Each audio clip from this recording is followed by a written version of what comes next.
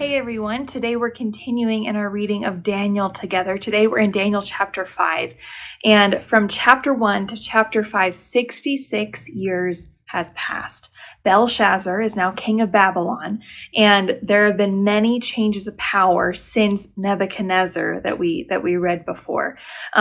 Belshazzar was second in command in Babylon. His father, and I'm not sure how to pronounce his name, but Nabonidus was first in power in Babylon at this time. Now the scene opens in chapter 5 that Belshazzar has thrown this huge banquet for thousands of, or 1,000, it says, noble people. And there's a lot of drinking going on. And in verse 2, we see what happens next. He says, while Belshazzar was drinking the wine, he gave orders to bring in the gold and silver cups that his predecessor, Nebuchadnezzar, had taken from the temple in Jerusalem. He wanted to drink from them with his nobles, his wives, and his concubines. And then in verse 4, it says, while they drank from them, they praised their idols made of gold, silver, bronze, iron, wood, and stone. Wow. So there's this great banquet going on, and they are really valuing all of the gold, silver, and everything that they had, all of their earthly possessions. They were really, really praising them. They were worshiping them. And then in verses 5 to 6, something happens. It says, suddenly they saw the fingers of a human hand writing on the plaster wall of the king's palace near the lampstand. The king himself saw the hand as it wrote, and his face turned pale with fright. His knees knocked together in fear, and his legs gave way beneath him. Belshazzar was terrified.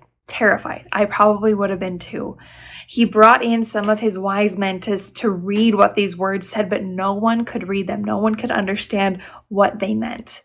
And then the queen reminds Belshazzar of a man named Daniel, who years before was prized for his wisdom and for his insight for interpreting dreams. And so Belshazzar calls Daniel in to help read this message. And in verses 16 to 17, it says, I am told that you can give interpretations and solve difficult problems.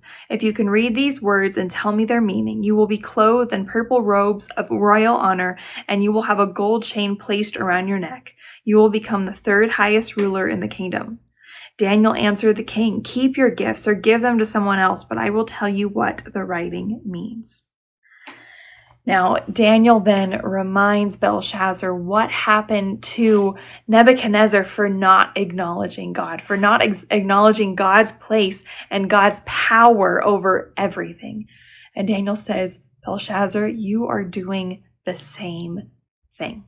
You're doing the same thing and looking to other things as God's, looking to other things to fulfill and to worship. And then Daniel reads him what the message that the hand wrote says. And in verses 26 to 28, it says this. This is what these words mean. Mene means numbered. God has numbered the days of your reign and has brought it to an end. Tekel means weighed. You have been weighed on the balances and have not measured up. Parsin means divided. Your kingdom has been divided and given to the Medes and Persians. Daniel is then pronounced as third in command over all of Babylon, but later that night, Belshazzar was killed. The Babylonian Empire was brought to an end, and a new king, King Darius, was put on the throne. How quickly that all washed away. I want to focus on a phrase, writing on the wall, that comes from this chapter. I'm speaking to myself, but I think that we can all relate in that sometimes we plead with God to give us a message as clear as the writing on the wall to know what to do, to know what next step to take. But instead of focusing on the writing on the wall in this passage, I think we need to focus on what brought us to this point, and that is the fact that Belshazzar did not keep God first. He did not give God the glory and honor that he deserved, and he put other things in that place to bring him fulfillment. And it led to death. It led to his rule being brought to an end.